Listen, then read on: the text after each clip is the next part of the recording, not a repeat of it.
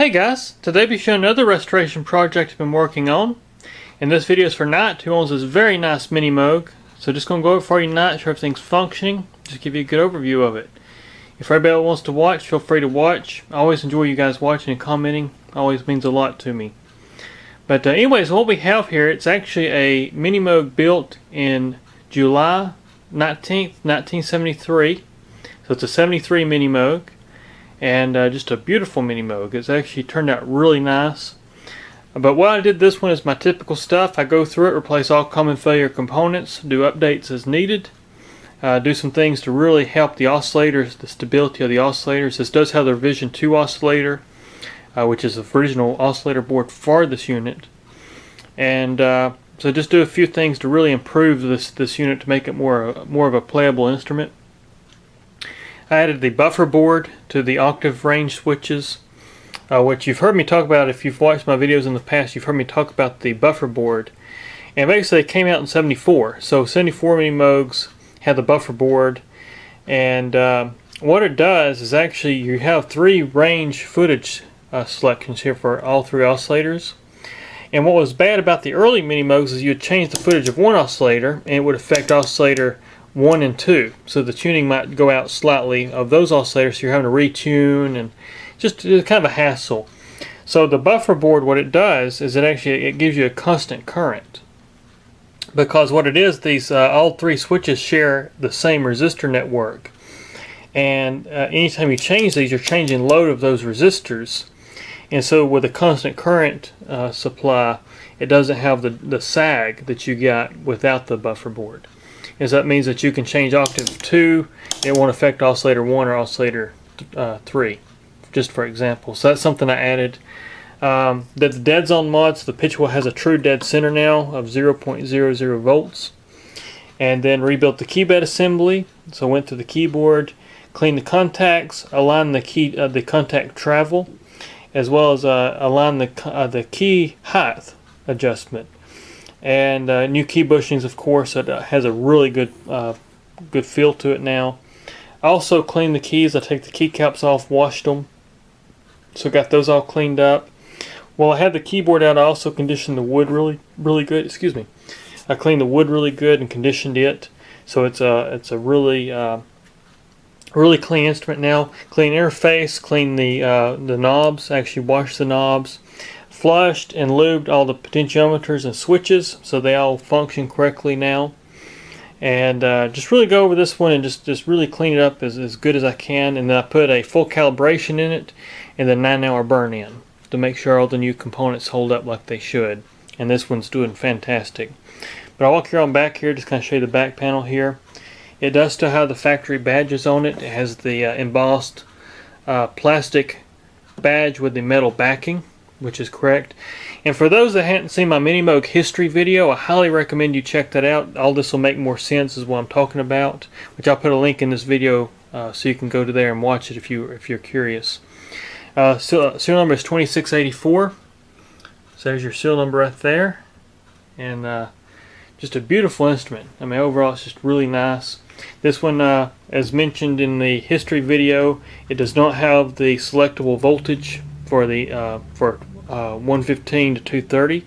These had a fixed transformer in these early days, and so you didn't have the dual primary transformer like what you find in later Minimoogs, where you had a switch where you could actually series or parallel the 2 dual primary transformer. But cleaned all this up, cleaned the back panel here as well, so try to make things look as great as I can, and I think I'm going to be really happy with it. But let me put the camera on the tripod here and I'll walk you through it and let you hear this thing in action. And I think I'll be really happy, like I say. Get my camera set up there.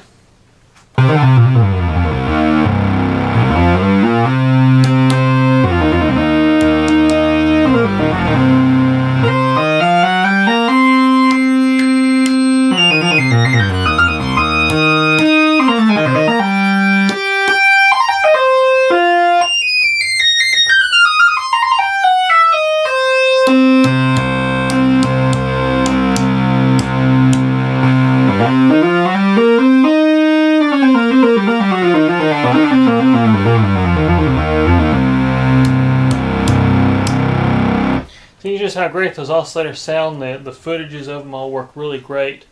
I will go through each oscillator and show you that each oscillator works. Clean all the volume mixing pots as well, so I'll show you that. So we'll start with oscillator 1 here. We'll just open the filter up, make sure everything's open. Get the loudness controller to sustain for me here. And we'll go through the waveforms as well as the footage of each oscillator so you can hear them independently, as well as the noise source and the filter tracking. So here we go with oscillator 1.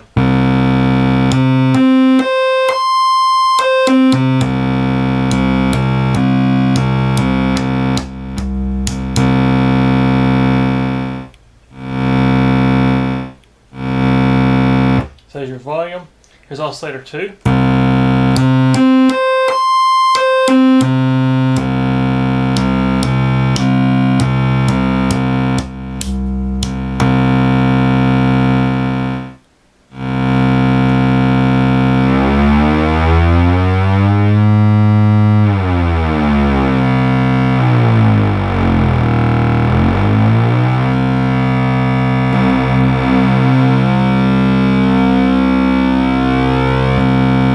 So there's oscillator 2, here's oscillator 3.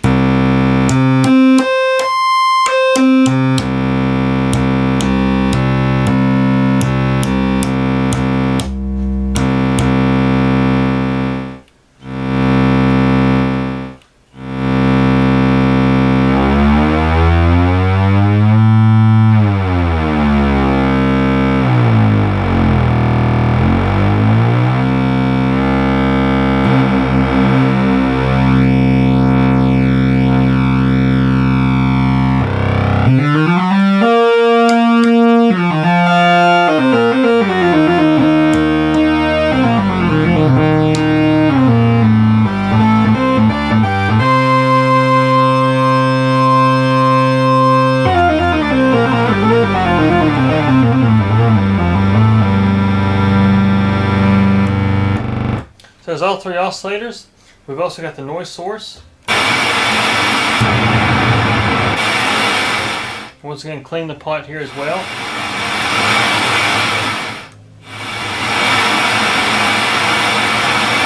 So there's the noise source, and now I'll show you the filter. So we'll go here and set the filter set up. No envelope there.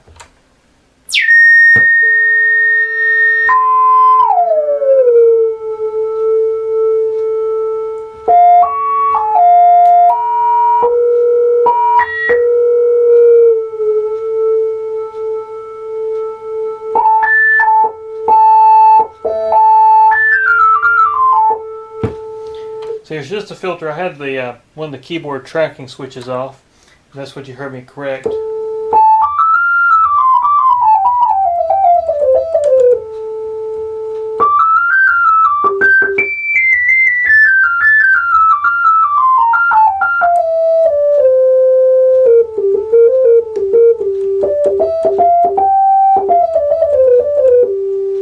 That's just your filter tracking. So actually I'll show you that the filter tracking switches work. So right now we got both switches off for keyboard control. You'll hear the filter just holds a constant pitch. We got switch 1.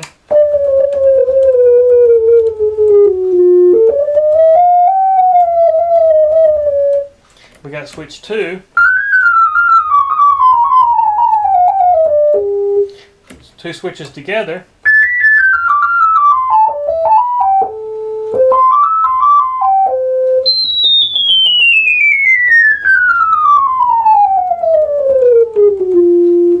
As you can hear. So there's the filter. I'll also show you the contour for the filter. So we'll go here and bring up the contour a little bit. I'm going to bring the frequency down, the cutoff frequency. So set it up for here's just a click.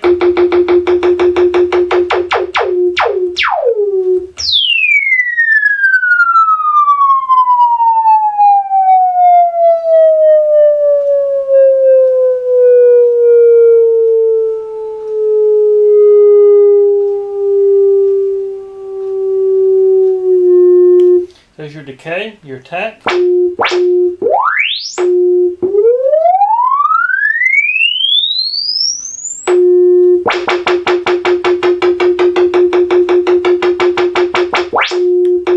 You've also got your sustain level.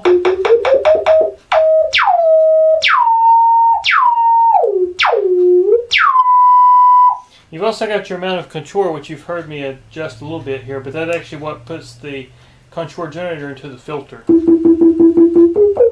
you control how much of that contour you want to affect the filter.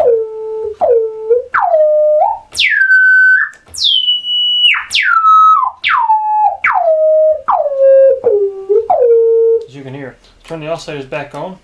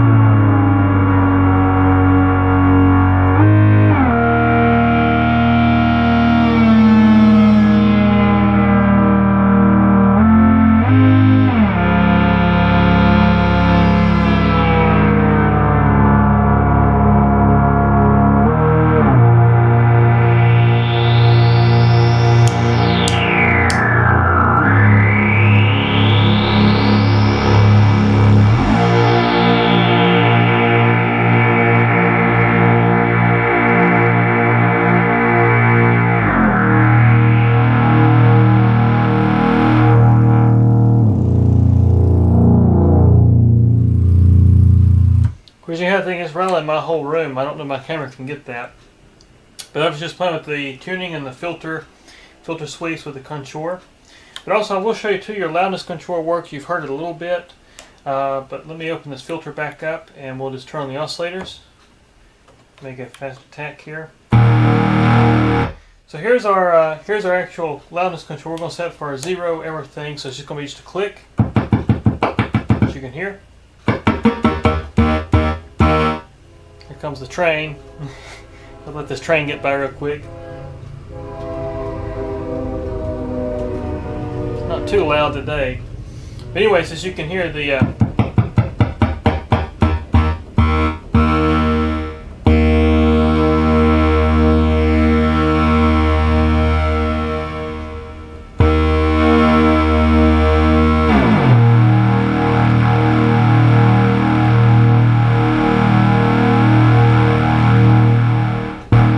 that's the decay. We got to our attack time.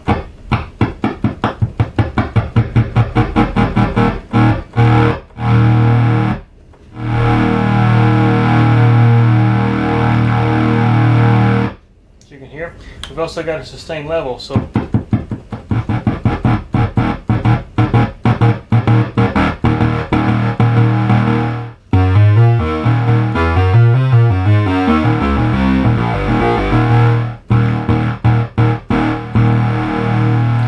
we've also got a decay switch over here, which actually gives you a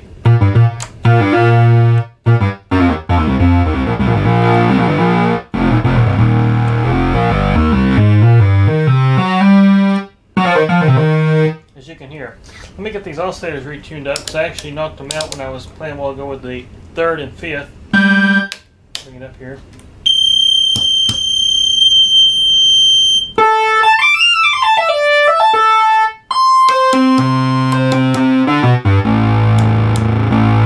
And now I'm going to show you the modulation bus.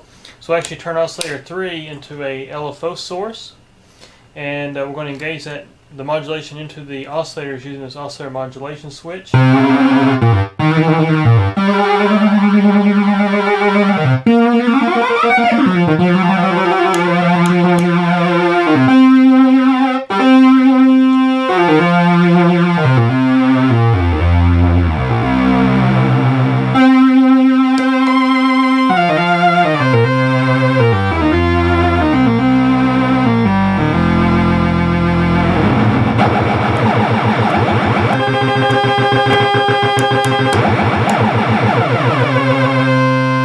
So you've got the LFO, but you can also inject noise into the modulation bus using the modulation mix.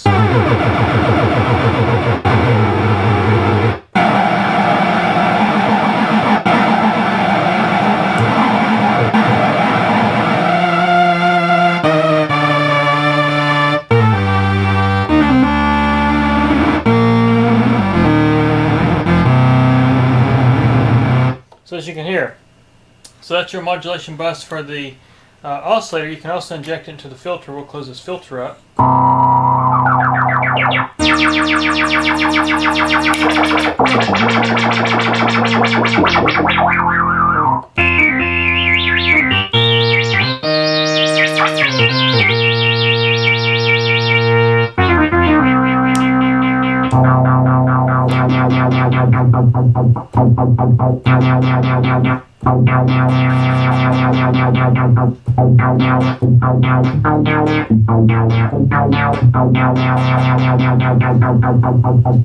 So you can hear that and you can change it.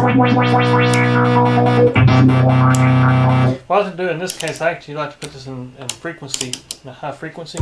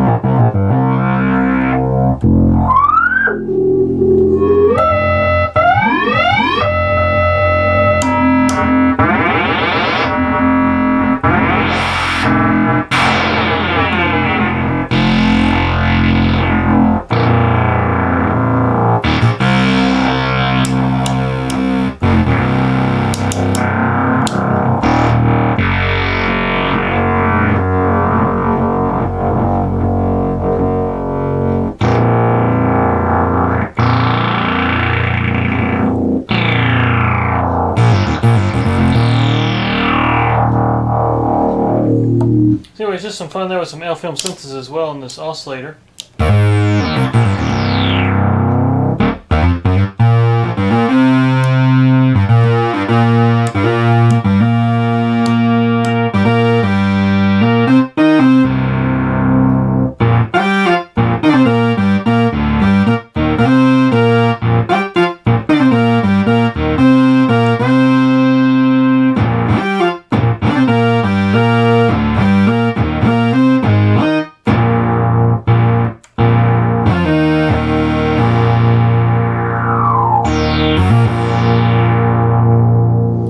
Anyways, you can hear just how great this thing sounds. It's a really great Minimoog, and I think I'm going to be really happy with it here tonight. Also, one other thing I did need to mention is the actual pitch wheel. I hadn't showed the dead zone mod of this yet. But anyways, you can hear the wheel response.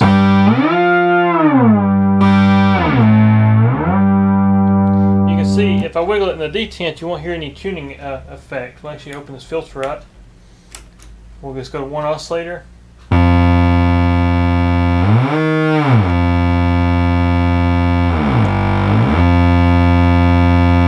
You can see I don't have any interaction of frequency until I go outside the detent.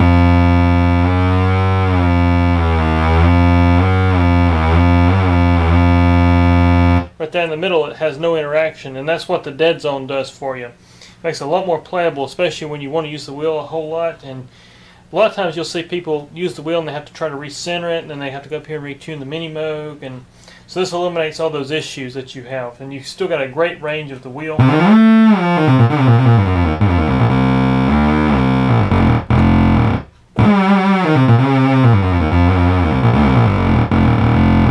You go outside the detent a little bit and still get the vibrato kind of effect.